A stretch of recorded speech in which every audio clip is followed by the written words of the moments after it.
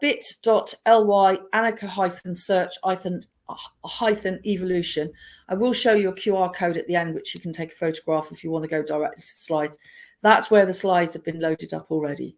It is the version from yesterday, so it hasn't got the most recent innovation, which I will not do a spoiler on. I'll show you that in a little while. So first of all, I'm founder and CEO of Anicca Digital. I've spent 22 years, or half of my working career, in digital marketing, and 17 years running Anicca.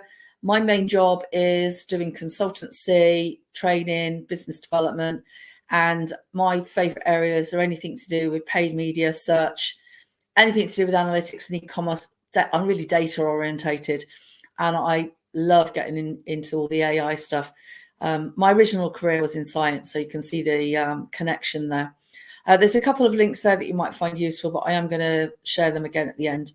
And my LinkedIn profile, as I've been in LinkedIn for such a long time, I've actually got Anne Stanley. But when you go on to, I've got an AKA of Anne Simmons, which is, I remarried, and that's my married name, which is also, I use for sort of certain other things as well. Okay, so I won't give you too much information about Anicca, but we've been in the business for 17 years, and we're very data driven, and we focus on e-commerce and digital marketing for e-commerce and established brands. We've really got 5 core areas that we cover, which is strategy, social media, search marketing, and shopping.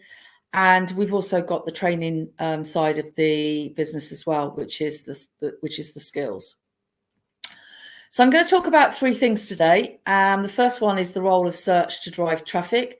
And although I originally titled this e-commerce, that was because some of the events I was going was e-commerce, but actually this applies to all businesses. And then we're going to talk about searching beyond search engines. So this is things like the importance of Reddit and TikTok and some of the other search engines that you may never have heard of. And then the final section, which is the bit that's been changing so rapidly, is AI, generative AI, and the impact on search marketing. And that's been happening for a while, but in the last week, things have massively accelerated with new announcements from both OpenAI and Google. So the first section then is I'm going to provide you some data. It's to give you an idea of what's actually happening out there. This is data from SparkToro and Datos. So SparkToro is owned by Rand Fishkin, who's very famous for the fact that he was the founder of Moz, which is Moz SEO originally, so heavily into the industry. And the data that I'm going to give you is USA data, but then what I'm going to do is I'm going to flick over to some UK data, which I've collated myself. So this data, this first pie graph, shows the visits of the main US websites. And what it shows is that the big blue pie here is social platforms, and they get just under 21% of all the visits of US categories. Productivity is sort of the apps that you use is another 21. And then you go down to things like e-commerce 11 and search engines only 10%. So based on this, you would expect that search engines aren't so important for you or for website owners, but actually that's not the case at all. So when you look at the figures for what actually drives traffic to website, you can see in the USA, it's 63% of the traffic is driven by Google, compared with all these other massive platforms. So Bing, YouTube, Facebook, Reddit, Yahoo, LinkedIn, etc., Wikipedia up there. And then the next 155 sites drive 10%. Now, there's obviously some names there you might have expected to see, and also the order might not be what you expected to see. But the interesting thing about this observation is that Google's basically sending all the traffic to websites, but this is where people spend all their time and discover what to search for. So if you are a brand that isn't very well known, it's quite likely that somebody might see you in Facebook, but then they'll go and search for you maybe even a couple of days later or weeks later and go and find you over in Google, or they'll be searching for products and services over here as well. So that's really interesting for two reasons, because it's quite different from the UK. And also it is changing as well. So we need to see why it's changing and what else is happening. If you look at this from a point of view of the actual numbers, you can see when you look at it like this that Google is really, really dominant. But then you've got platforms like Facebook and YouTube, and a lot of these have got ads as well.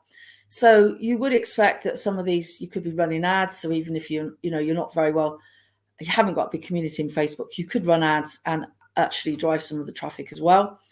But it doesn't reflect the amount of time that people are taking and spending on that platform. And this is because they spend their time on there and they don't really want to go out. So when you look at some data later on, you often see that it hasn't got such an important role in sending traffic to your site, even though that's where people spend all their time. There's also a few strange ones that you might not recognize. So you may not know DuckDuckGo. That's a very privacy orientated site. And I was quite surprised to see things like Reddit and Twitter, or X as it's now called, being so much higher than LinkedIn. Yet most businesses think, well, if I need to do B2B marketing or business-to-business marketing, I need to be in LinkedIn, where actually some of these other sites might be better at driving traffic to your site. When you look at social, you'll see that YouTube and Facebook are by far the most dominant, but Reddit is really strong and Reddit and Twitter are really strong in the States as well. Then it drops off quite quickly. And I've just raised linked Pinterest and TikTok because I am going to talk about those in a minute. I wanted to give you some UK data. So what I did was use our tool SimilarWeb, which we pay for on a monthly basis, and put some search engines and some websites in there to see what's actually happening in the UK market. And this data is for April, which is the most recent data that I've got. So first of all, I put in about 15 search engines. Believe it or not, there are a lot more than just the ones that you probably know. And you'll see that there's a few ones that are becoming quite significant. However, the most obvious is how big Google is, and it's 93% of the search engine's traffic is going to google.com, and that will obviously include google.co.uk as well. But then if you look at these other ones like Yahoo and Bing and DuckDuckGo, but how many of you have heard of Brave? And how many of you I had heard of Brave, but I never heard of Start Pages. And Perplexity, I'll be really interested in the chat to know if any of you have played with that, because this is really unusual. It's come from nowhere, but it was the first one to really add AI results in its results. And although now you can go and get Bing with ChatGPT results, which has been around for probably a year or so now, Perplexity was one of the first. And you'll see in a minute how important it's become. Now, if you look at this, you would assume, well, if everybody is, if all the visits are going to Google, it's not really worth bothering with these ones up here. But that's based on visits, whereas this graph is based on unique users. And that's different because this is individuals that go to these platforms. And what you start to see is that when you look at it from a unique visitor point of view, 76% of the unique visitors go to Google, but that leaves nearly 25% that are going to these other platforms. So when you start to think of it from that perspective, then these platforms become more important. And it really shows the importance of diversification. So interestingly, Bing went down yesterday, and that actually dragged down DuckDuckGo, because DuckDuckGo gets some of its results, including its ads, from Bing. So you can see that there's a little bit of, some of these platforms share each other's data, but they are attracting completely different people. And it's quite likely that somebody that's using Bing is not using Google at all. So when you put it in the sort of tabular form, which is how we get the data, we see that Google's down 1.5% year on year. You can just about see that there. but I've highlighted some of the important changes as well. So if I look at Yahoo and look at visits, what I can see is that's up 17%, and Bing is up 1%. Brave, which most people won't have heard of, and it's getting nearly 2 million visits a month. That's up 53%. Start Page is up 19%, and Perplexity, which is getting Brave was getting 10 million visits a month, and Perplexity is getting 1.3 million from the UK a month. This is up 212%. So there's some massive changes happening. And interestingly, DuckDuckGo, which does get 38 million visits a month in April, is actually down.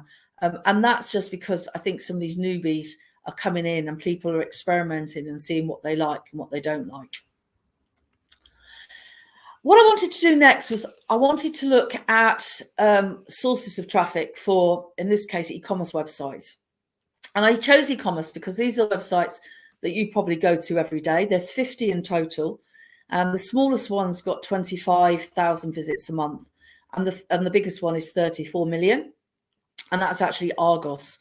So you've got Argos Next, Dunelm, Marks and Sparks, John Lewis, and then you've got sites like Wayfair. So in total, these sites have 185 million visits a month. Now, what this graph is showing, and I did show something similar, I've shown some similar graphs to this previously, is that if you add the big bars together of direct traffic, organic SEO traffic, and paid search, which is the paid ads mainly in Google, that's around 95%. And actually, the others are really, really low on average. And this is because, although these are really big numbers, if you think about social media, these people will be doing a lot of social media ads. These 50 sites will be spending a lot of money, but most of that will be happening over in social media. And the ads that they're choosing, particularly Facebook, won't necessarily be designed to go and get traffic and conversions over on the website. Now, the reason why the organic search is so high is because a lot of this will be the brands. You know, people will search for Argos on Next, of course, because they know them, but they will also be searching for the individual products. And that's why you see that paid search is very high. And the organic will be a mix of the brand, where people are actually searching for the name of the company, as well as the products as well. So that's why these two are very big. And as I said, Google generally is driving sort of 60 to 80% of the traffic to websites. Now, direct is a little bit more interesting because there's two ways of getting direct. I could have typed argos.co.uk and that would have gone directly to the website and would have been in this bucket. But we know that Google Analytics and tools like this aren't always very good at identifying where traffic is coming from. And if they don't know where it's come from, they'll stick it in this bucket, and it's like the default category. And we know this because if we've got the analytics data, we often see, or we know that we're doing their paid social, for example. We know that they've got lots of paid social advertising, or they've got lots of email, and it doesn't always show up in this. So this is like a sort of a catch-all. So you have to be a little bit careful with direct traffic, because it doesn't necessarily mean that they aren't doing email and they're not doing social media. I can also put this into a table where I can see the individual platforms, and all the ones in green are search engines. You have got some, or search results rather. You have got a few other interesting ones like email coming in here, Hot UK Deals, which is like a deal site, Pinterest social media, YouTube, the display ads, and lots of other, got newspaper sites there as well. But if you look, the green ones are the main social ones. And of course, Google is by far the most dominant. And if you add these together, you can see that that's a large amount of the traffic. But notice here, DuckDuckGo, the percentage is still only 1%, but it's in the top 5. Bing and Yahoo, you know, these are in really regularly. Whatever sector I look at, you often find these are in the top 6. So what I'm saying to you is that if your responsibility is to get traffic and be in a marketing job where you need to get traffic to your website, you do need to look at these other sources. And although they will be industry specific, and this will be different if I'm looking for solicitors, or it'd be different if I'm looking for, I don't know, something like car batteries or mobile phones. The point is that you will find a similar pattern within your industry, and often these smaller search engines are having a good appearance within these results. So what I want to go on to now is search beyond search engines, and this is searches that happen not on Google, not on Brave, not on Yahoo, but in other places. And I've been doing a lot of talks recently. I think I've done something like 10 conference talks since January. And a couple of weeks ago, I was in Slovenia, where I met lots of brilliant talks. And one of the talks was from a girl called Heather Sycock, which is really difficult to pronounce. And she does take the mickey out of herself and say everybody calls her Heather Psycho, which is quite amusing. But I've included her slides in their entirety to give her the credit. And what this is all about, and this is something I've been talking about for some time, is that you don't want to think about search marketing as just search engines, but the actual activity of task of searching, which can happen in many, many places. So you can see that people could be searching for inspiration or information. They could be comparing. They could be in the process of purchasing, or looking for leads where they can actually find a service. And they can also be looking to ensure that they've made the right decision.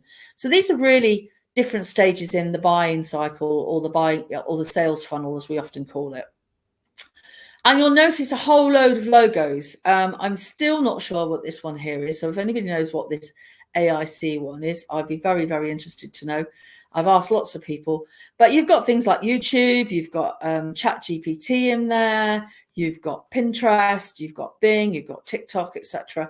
And what this is showing is that these platforms are being used as a search engine, as well as the ones we know as searching, like Google and Bing and Yahoo. My cat's going to come and say hello. You can't see him, but you might hear him meow at us. So apologies for that. So this is some more data. This is where people start to search. And the one on the left is January data, which was in eMarketer. And it is people looking for products. And we know that people go to Amazon and they go to search engines, but they also go to places like Walmart, which is a very, very big, I think Walmart still own Asda in the UK. And if you've ever been to the US, you'll see Walmart everywhere. But some of these platforms like Walmart, Boots in the UK, Debenhams, even B&Q, they do have something called retail media, which if you're an e-commerce website, you can actually put your products on there, or you can even banner advertise to get people over to your website. And if you go down, a Target is the same. And again, if you've been to the States, you would know Target as well. But what you do notice is TikTok's here at 16%, Pinterest is high at 12%. So some of these non-conventional places are actually very important when people are searching for products. When you then look at people looking for information, and this is Adobe data for April, so this is even more recent, you see that Google, YouTube, and Bing are really high, and TikTok has gone right up the pecking order with 17%, and it's actually thought number 4. Now, I've been reading a lot of information about how TikTok is becoming a very important search engine. And I thought I'd go into a little bit more depth about what's happening with TikTok, because I know it's very popular, particularly for consumer products. And also, it's very popular with younger people who are actually, in some cases, maybe using TikTok in preference to other platforms. So what I want to do was give you a little bit of a background of how TikTok's role as a search engine in context with everything else that it can do. So just as a way of introduction, what I've done is I've put the main ways that TikTok are used by consumers and users. And and my granddaughter is 11 years this year, and she's been watching TikTok videos and doing the dances for at least 5 years, even though I don't think she's allowed to. But all of her friends are really massively into TikTok, and you see that, and they don't really go into Facebook, and I think they still use Snapchat a lot. But younger kids, and as it, you know, as and older people as well, the age group very much like Facebook started with university students and then spread to different demographics. It's primary an entertainment and education platform, but it is used for discovery as well. And users will engage with sponsored videos or display ads when brands are using it as an ads platform. But people are actually using it as a search platform, and they actually go and proactively search for information and products. And more recently, since this time last year, when we first started talking about TikTok as a shopping channel, it's now a marketplace which has grown massively in the last year. I mean, we had a webinar from TikTok last June, but because it's got so low commission of only 5%, and I've also got a case study, and I'm going to be talking about this. If any of you are near Leicester, where we're based, I'm going to be talking about this at the LCP Defo on the 10th of July, our breakfast networking. It's also got an influencer network. So we know that there's lots of TikTok influencers, but it's got an affiliate platform where you can engage with those influencers of all different size, micro influencers and big influencers, and actually encourage them to share your products and pay them a commission if they get any sales. So TikTok is much more complex than most people realize, because most of the time you're using TikTok, you're using it as a consumer. And I just want to give a bit of a call out to Rachel Cryan from the social team, because she's done quite a lot on TikTok and has done some really good webinars on TikTok. So this data from her campus study, which was published in eMarketer. The pink stuff refers to Gen Z, and this is the newest generation since the millennials. And the 53% over there on the right is business, but I'll come back to that in a second. So the first stat I wanted to call out with you guys is the fact that 74% of Gen Zs are using TikTok for search. And if you compare that with millennials, which is 49%, you can see that 3/4 of that particular age group are actually proactively using TikTok for search. And most strikingly, 51% of them are using it rather than Google. They're not even going into Google. They don't bother to go to Google at all. The other one that I thought that I'd point out to you is that 53% of businesses are planning to increase their use of TikTok because it's becoming such an important platform. And this presentation, when I presented it to the e-commerce conferences, a lot of them are on board in TikTok Shop because of the low commission. So what are consumers are searching for? I assumed it was going to be fashion and beauty, but interestingly, recipes is the most popular. Music, DIY tips, stuff that I wouldn't have necessarily expected to be top. But it's not only sort of the traditional, consumer goods. There are some other stuffs in there, and book recommendations. We work with Books to Door and manage their TikTok ads for their shop. But there are other things in here that aren't pure play B2C. So what I wanted to do next was show you some of the tools that you can use to work out whether TikTok is a good place for you, and also to show you just how much things are changing and where certain sectors or certain products are doing really well on TikTok, and actually Google is losing its dominance. So this is the Creative Center, which you can access. You don't actually have to have an account. You can access this through your laptop if you like, which is what I did because it's easier to see the data. I wouldn't recommend accessing this through a mobile because actually you can see very little data without sort of pasting it together almost. So if you go to the inspiration, you've got a drop down menu and there's two areas I'm going to show you. I'm going to show you the keyword insights and the top products. There are other areas around creative and top ads that you can look at as well.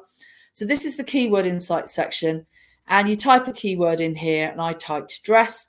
You can display it in a couple of different ways, but this is the most useful way where you've got the data in a table, and this is UK data for the last 7 days. And you can see dress is the most popular term. It's what we call a short term or head term in SEO context. Popularity is the number of ads, so 243 ads, and it's had 4 million impressions in the UK in the last 7 days. Apologies that the currency is in US dollars. You just have to put up with that.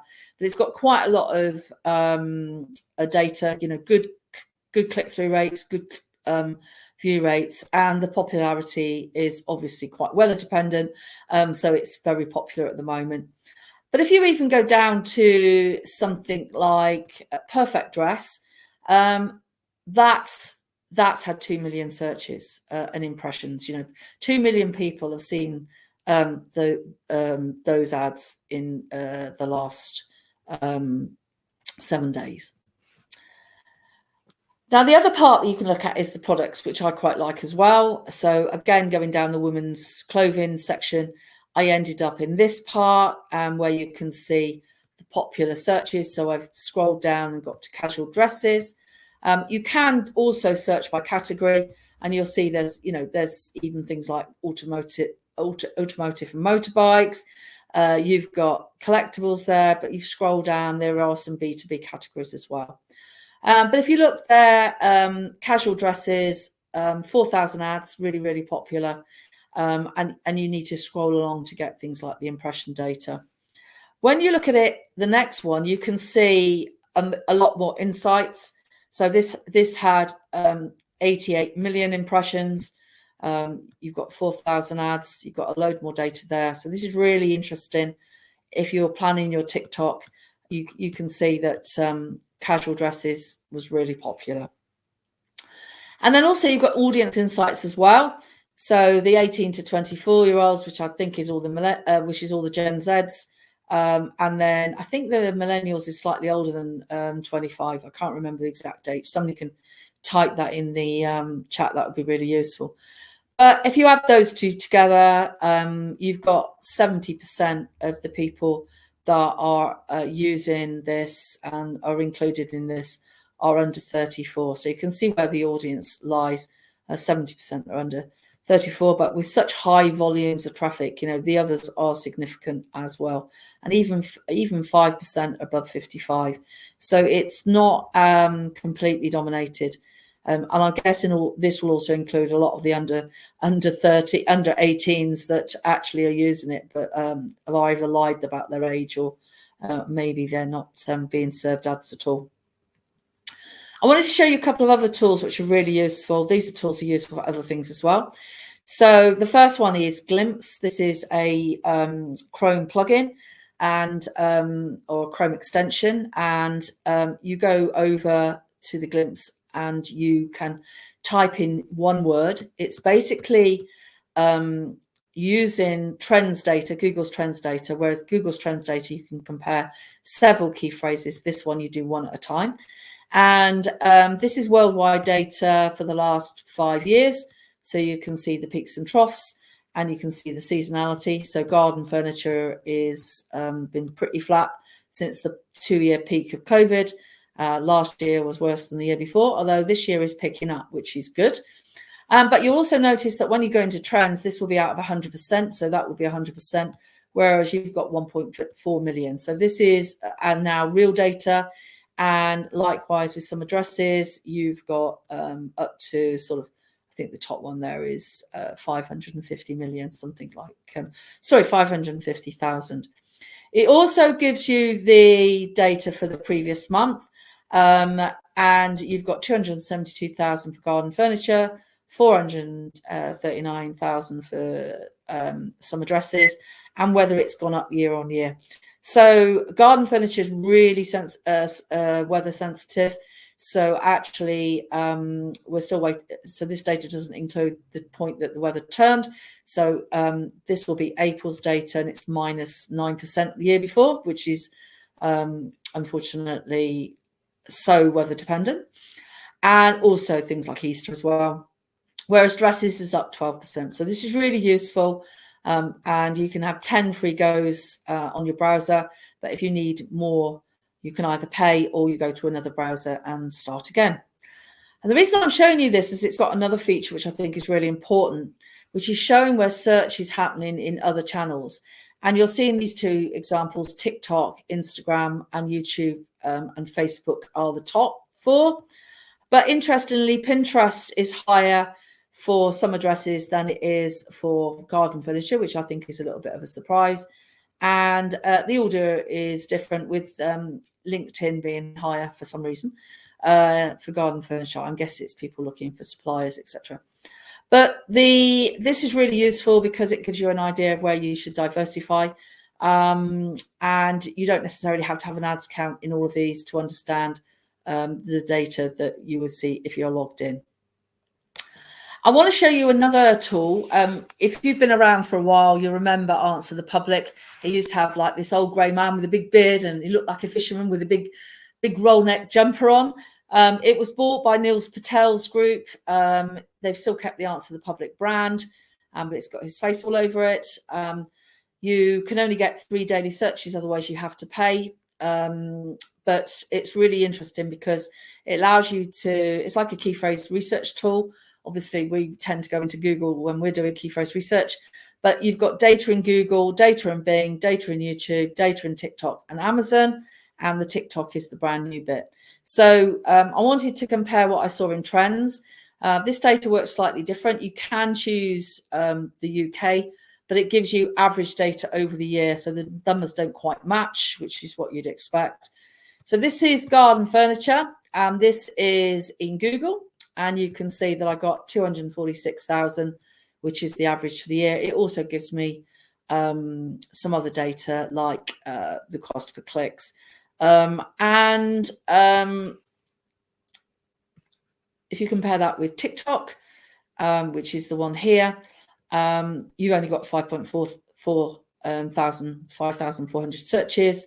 It's actually a similar cost per click, which is quite surprising because we found that TikTok cost per clicks were generally much cheaper than Google. But this is not really very strong when it comes to searches in TikTok compared with Google. However, if you look at some addresses, again, this is the average for the year, 165,000 searches in Google. You're at 301 searches in TikTok. So this is an example where TikTok is getting much more searches than Google is getting as an average over the year. And of course, we know that that's pretty seasonal.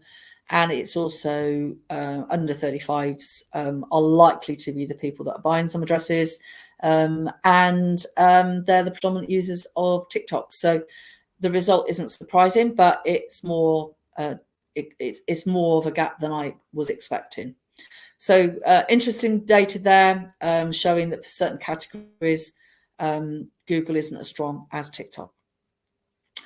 Okay, so the final session, I've got a lot to show you on this section, and this is where all the changes have been. So what I'm going to do is, I have done some stuff on this before with regards to AI and what it looks like in different platforms.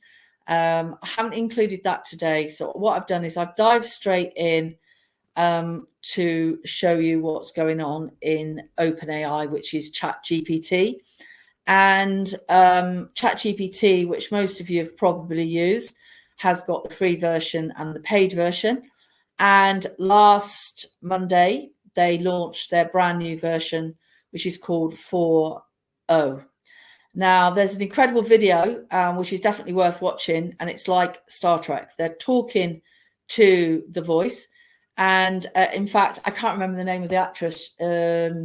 Now, they reckon it sounds just like one of the actors. It wasn't. It was a voiceover actress, and they now had to change the voice because of this. I don't know whether Gurpreet can type the name of the person in the chat, but the O stands for Omni. So we've been talking about the concept of multimodal, which is voice, images, sound, for some time. And this is the first version of ChatGPT that does that. You could actually use like a little plugin to speak to ChatGPT 4, which is the current live version on the paid version, and the free version is 3.5. But they are going to give ChatGPT 4.0 to everybody. They've decided that it's going to be offered to everybody. When I first did these slides, it wasn't available. It is now available in my account. So if we've got enough time, I will demo it at the end. But it does have the ability to look at images. You can upload images, create images. It's got memory. You can input with text. It does advanced data analysis. It's also got this browse functionality, which is the topic of today.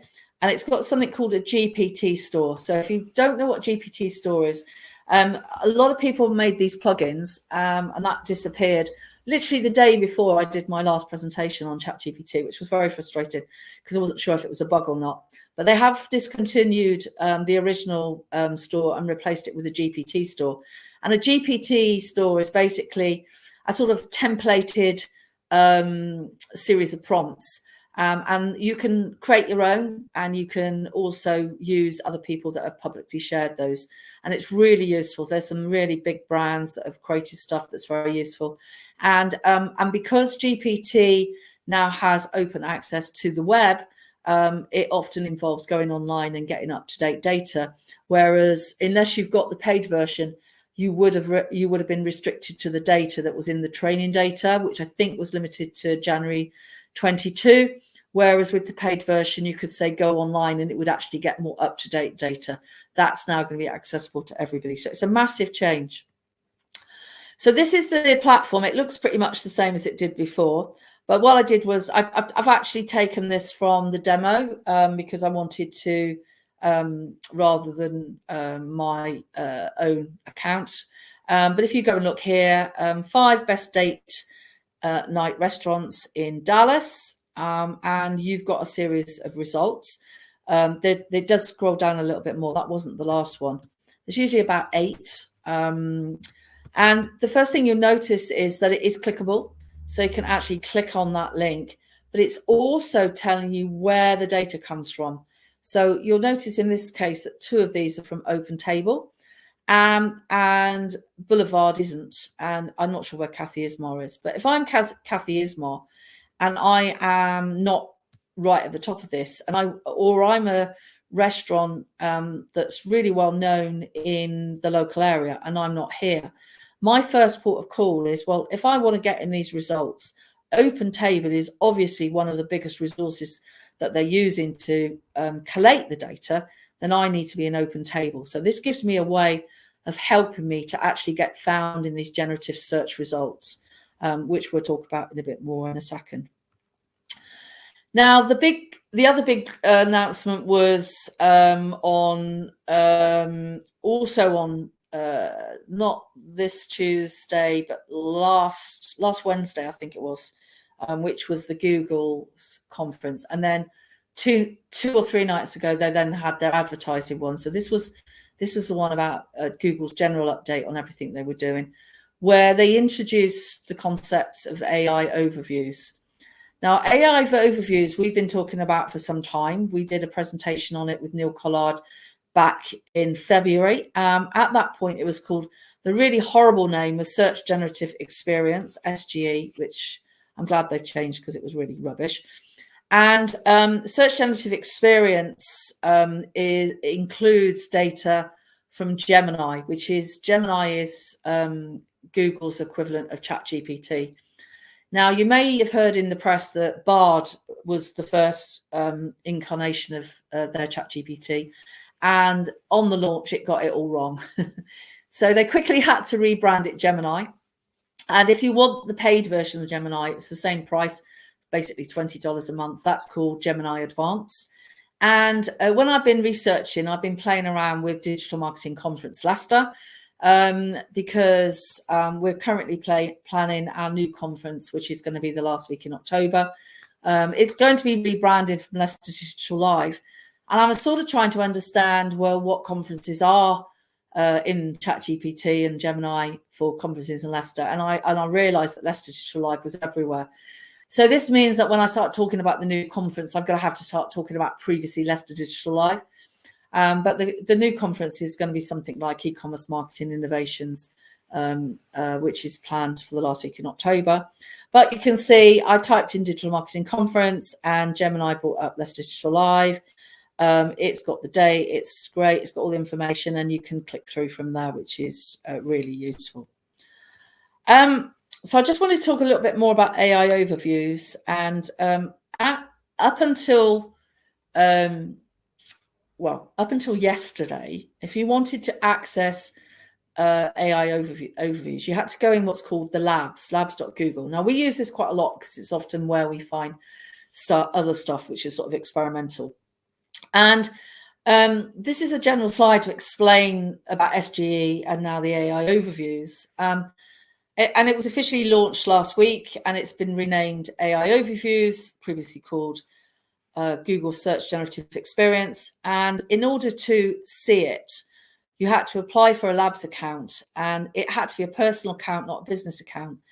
And actually, we thought we could access it in the UK last week, but you couldn't. You had to access it via a VPN. So I'm going to show you what that looks like now. So this is what it looks like if you log in to Labs Google via UK account, and oh great, I can access it, but as soon as you go in, you can't get it. So what we needed to do then was access it via VPN. So the slides that I'm going to show you are the search labs via the VPN. And again, what I've done is, are there any digital marketing conferences in Leicester? And you can see you've got AI overviews. It's got the little flask next to it, which is the lab symbol. And the organic SEO results have been pushed right down. And you've got the show more. So there's the organic SEO, which obviously is going to have an impact. If you were previously Digimar conference, and obviously ours is there, you know, you were right at the top with 1 and 2, and suddenly Leicester Digital Live has got in the way. It's effectively pushed you down. But the other thing is that you can hit show more, and then it's got loads of information. Now, a couple of things about this data. First of all, these are currently not clickable. So you can't click through to those. It's only collated data. So all the click is happening down here. These are the main links. And then if you look at that in it's expanded there, so you can see it a little better. You can see that we are number 1 there. And then Eventbrite for last year is number 2. And that was a previous. So we completely dominated these results. So there are obviously other conferences around. We need to make sure that if we rebrand our conference, we've done a good enough job of being found in those results. And you can also see that Eventbrite gets listed quite a lot. So if you're going to be marketing an event, you need to put it in Eventbrite. So this is another example. What e-commerce events are there in the UK? And in this case, what happened is you haven't got the AI overviews at the top. You're still in labs, but you have got the generate, which is the button which allows you to open the AI overviews. But actually what we've got underneath is a featured snippet, which if you've done anything on SEO already, we often call position 0. And there's lots of strategies, and we've done presentations on this before in order to get you up in the featured snippet results. And so you can see that you've got some useful data there. But actually, most people at this stage are going to be curious and they're going to click on generate. And then you get all the different events. So we were at IRX last week, this week on Wednesday and Thursday. E-commerce Expo is the London one is going to be in September. IRX London is in October. Do you see what I mean? So these are really festival and marketing is not really an e-commerce event at all. But again, you can't click on these, but you can click through. Now, one of the interesting things I was reading yesterday was the fact that one of the annoying things for publishers is that the fact that you can't click through to these is really Google's changed the game. Because previously, and what they've been doing is they're also getting a lot of information from content and publishers. So they're getting a lot of valuable information and putting it here, but they're not then providing the link. Now, you can opt out of AI overviews, but if you opt out of AI overviews, you opt out of your website being in the main organic results. So there's a lot of talk about the fact that publishers feel like the bargain and the monopoly has changed. And there may even be some antitrust cases against Google, because effectively what they're doing is showing other people's content. They're not getting the benefit of getting the link through. And the publishers haven't really got any choice, because if they're not there, and they're very reliant on traffic. And that's what this talks about. The game has changed. If you were an SEO, if you were number one for SEO now, the chances of anybody actually clicking through is really reduced. And I've got some data to show you that. November, now in UK search results. This was yesterday. I got Brad sent me a message saying, woohoo, it's in the UK. So actually, it's now live in the UK. So sorry, I should have highlighted this. So this is what are the best SEO agencies in Leicester. And there are Thrive, Invectors, EasyNet, Show More. So I thought I'd show more and have a look. So I thought, who the hell's Thrive? Never heard of those. Who's the hell's Invictus?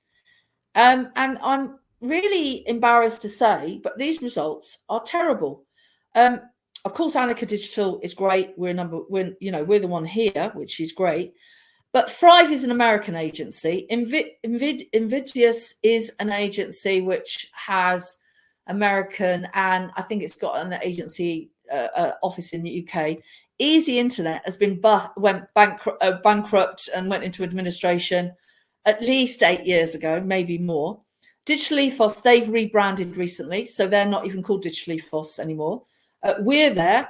Trident are down in Lutterworth, I think, and Assisted are I think they're in Lutterworth as well. So if I saw this list and went on I'd be really frustrated with this quality of this list. It's nowhere near as good as the organic search results. So this is really showing you is the potential. But at the moment, this data is pretty crap, to be honest, and very disappointing. I'm not disappointed because we're number one down here, which is great. But for Thrive to come in here, and I also noticed with the other updates that there's a load of directory results that go really, really high. So this is really interesting because the quality of this data is really bad and it's going to put people off. I also want to show you this slide, so hopefully you can all read it. I'll give you a little time to read it. When I'm presenting this, I'll wait for a few people to laugh. But basically, when they collate data, they sometimes get it really, really badly wrong. So this is basically saying you should aim to drink 2 litres of urine every 24 hours, which is obviously it's seeing loads of information about urine, kidney stones, and drinking water, and it's just mixed that data up and hallucinated this answer, which of course would be actually dangerous. Now, the reason this is important is because they've always treated it's called Your Money or Your Life, which is health finance with a sort of with kid gloves, really. So this was all over Twitter within the SEO community because everybody was really shocked that they got it so wrong in this particular sector. Now, I'm not going to go too much in the data because I want to leave time for questions, but there's already been a lot of information showing that this is having a big impact on Google already. And since middle of last year, Google's share is down 2% compared with what it was, as all this AI, all these new search engines, TikTok and everything else is starting to have an impact. And 2% is billions of pounds in ad dollars. This is huge. UK has not really changed very much, but it depends how you look at the data. So the share hasn't gone down, but you notice when I did the SimilarWeb data, the visits have gone down by nearly 2%. So this is having a big impact already. And even though Google is so dominant in the UK, it's still having an impact, particularly on unique users.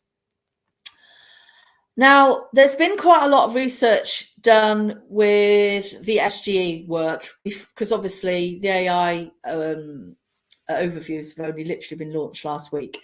So we've already seen significant drops in traffic from the data, and I have got, if anybody's interested and they want more data, I've got about 6 or 7 different links in a hidden slide here on the actual, all the other research. So if you want more data, let me know.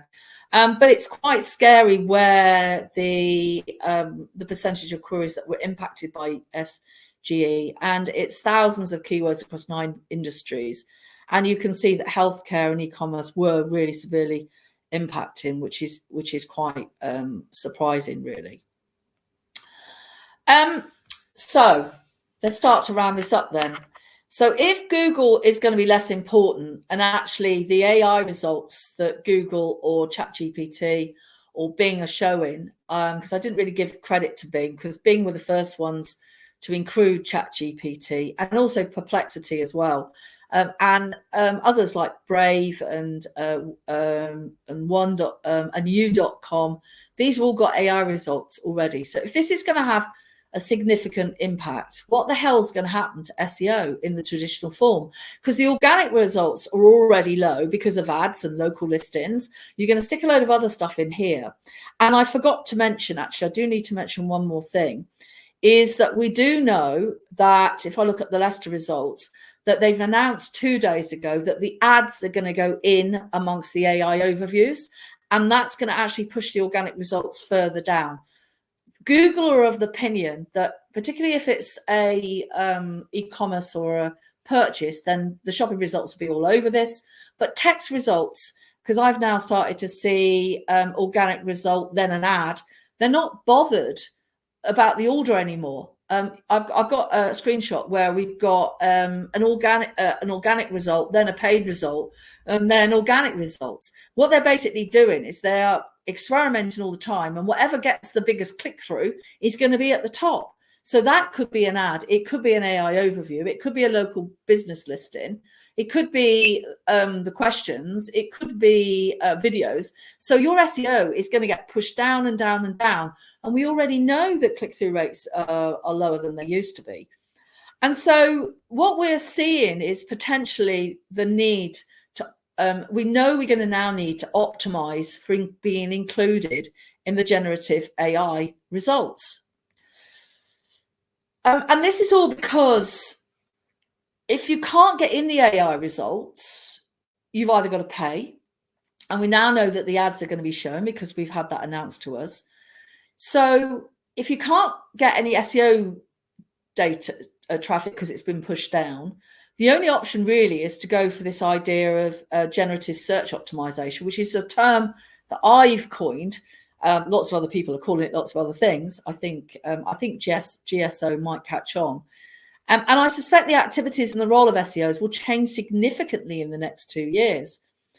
And this is because the way that you optimize to get found in the generative search results is different. Because first of all, they've been trained on literally millions and millions of pages, which is the large language model or the LLM. So this is the pre-training data. So when you go to ChatGPT, it would say, oh, I haven't got any data after January the 2022.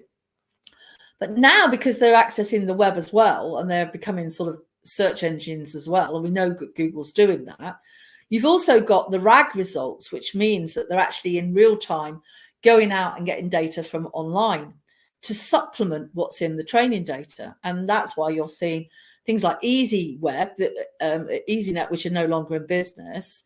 Actually, I might have got that wrong. I think it's Easy Tiger that went out of business. So I might have to make an apology to the guys at EasyNet. So I might have got that wrong. But the guys at Thrive, so let's correct my mistake. They're not even in Leicester, so they're in the USA. But what we also need to know is, well, what are people putting in the prompt engine? Well, we know that because it's similar to what they put in voice search and in SEO, so we can get that data out. But what we can't know at the moment is if you're found, unless you actually manually do that. So unless you build a little tool that uses the API to go and do that and build a tool, which is what I would be doing if I had the money, to find out what your rankings are and the results and who's there and what the results are. And I'm sure Search Console and tools like SEMrush will do this, is you don't really know whether you're in there or not. But if you do know who's in there, like we saw with the restaurants, and we know that open table is really important, then what I would be doing is I'll be making sure that I'm spending money or being in open table. So I'm really strong in there. So I've got a larger chance of actually being found in the data and therefore being found. So that's what we're going to be finding, that things are changing because of the need to get into the generative search results.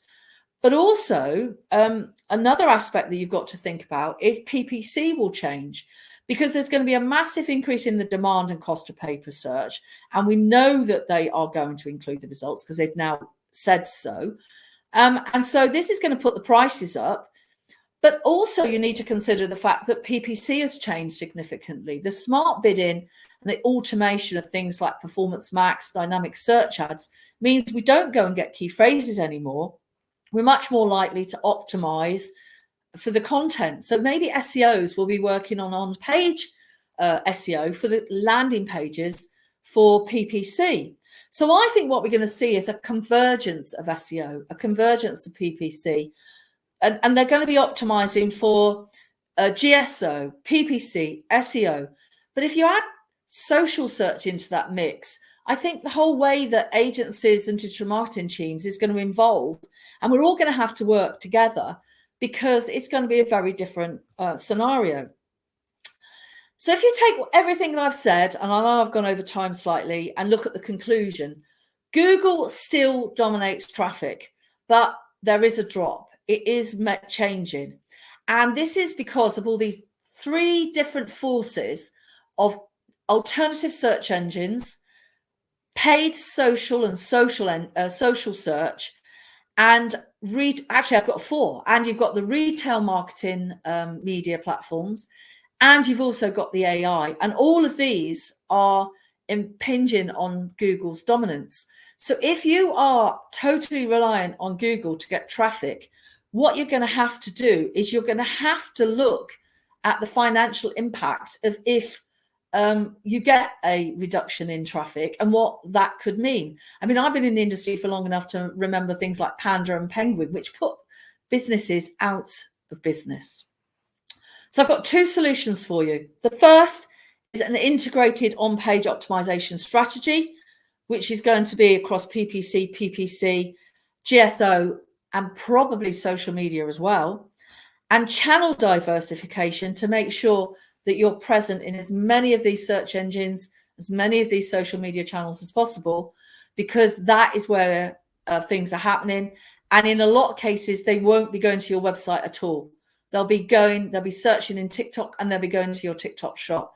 They'll be searching in Amazon and going to your Amazon shop, or they will be finding you in one platform, and then they'll be searching for you in another. So that's my talk. There are some resources for you there. If you want to go and get the slides, if you're watching this video and catch up, you can go. But there's also some other really interesting slides as well. So most of you will be aware that we run these webinars every week. We've also got my webinar on ChatGPT. You can go and get the A10 marketing framework, and you can also go and get the Integrate book. So I'm going to close my slides. If you want to put your mic back, please, Gurpreet. If you've enjoyed what you've seen, before we do the questions, please leave us a Google review, because Google reviews are the ones that are the most difficult to get. And if you would like prefer to leave a reviews.io, a reviews review, then please leave one of those. So, is there lots of questions? Lots of questions I've seen that have popped up, and a lot of thank yous that are coming in now as well. A lot of people enjoyed it, Anne. Thank you. Just trying to go through different questions. Does keywords still apply in GSO? It's more the questions that they answer in. So it's not really keywords anymore. If you think of the way that you ask a prompt, you're asking quite a long sentence. So it's not, we're not going to be really be able to do keyword research. We're going to be doing question research or prompt research. So the nearest we've got is tools like Answer the Public, where you put in a keyword or a topic and it will come up with a load of questions. So go and explore Answer the Public. So I do think that there will be an equivalent, but everything is going to be really, really unique, because I can ask the same question as a Gurpreet about e-commerce conferences. And because I'm asking a really complex prompt, it's not going to have exactly the same theme. So I think what will happen is that keyword tools will start to, or prompt tools will start to develop, which pulls out the topic of the prompt and examples of questions. But I don't think you'll get exact prompt in, because it's just too, what we call long tail, too difficult. You know, a prompt can be a whole paragraph. It doesn't need to be a sentence, which is what we're used to doing. Brilliant. I think that's the only question. Rest were answered. But a lot of thank yous are coming your way, Anne. Brilliant. Yeah, really interesting. Well, I hope you've enjoyed it. I think I made a mistake by putting e-commerce in the title, because I think that put a few people off. So what we might do is we might do a repeat of this for people that aren't in, so people realise that it applies to them as well. It probably needs a completely different title, like, oh my God, what's going to happen to Google, my Google traffic or something like that. It might have attracted more attention today. But hope you've enjoyed it. And next week is, I think it's Ange P next week, so it'll be a sales webinar. So excellent. plenty of tips and tricks will probably be in that. Yeah, brilliant. Okay, well, have a great day, everybody. We'll send you the recording out very soon. Thank you so much. Thank you. Bye. Bye.